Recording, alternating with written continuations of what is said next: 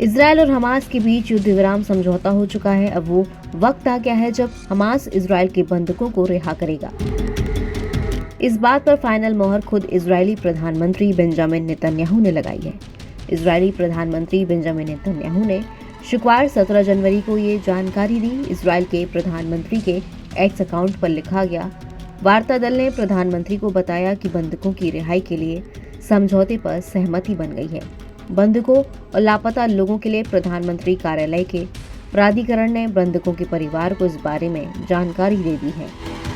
ये घोषणा नेतन्याहू के कार्यालय द्वारा ये कहे जाने के एक दिन बाद की गई कि गाजा में युद्ध विराम और फिलिस्तीनी कैदियों की रिहाई के बदले बंधकों को मुक्त करने के लिए वार्ता में अंतिम समय में रुकावटें आईं।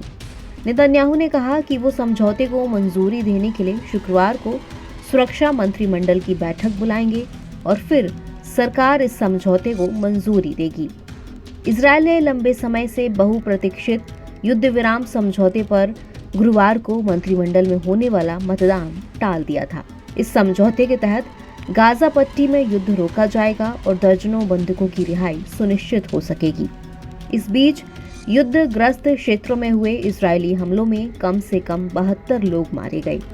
प्रधानमंत्री नेतन्याहू ने समझौता मंजूरी में देरी के लिए हमास के साथ अंतिम समय में हुए विवाद को जिम्मेदार ठहराया, क्योंकि नेतन्याहू की सरकार के गठबंधन में बढ़ते तनाव ने समझौते के कार्यान्वयन में संकट पैदा कर दिया था।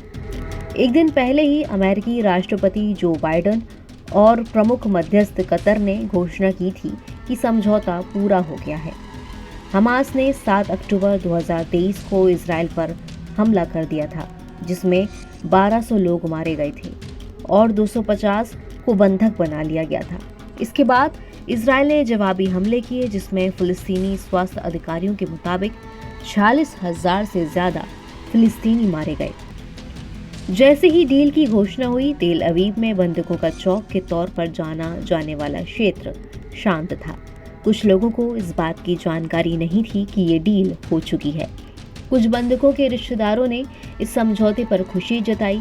हालांकि उनका कहना है कि जब तक वो अपने बंधकों को घर लौटते नहीं देख लेते, तब तक उन्हें विश्वास नहीं होगा।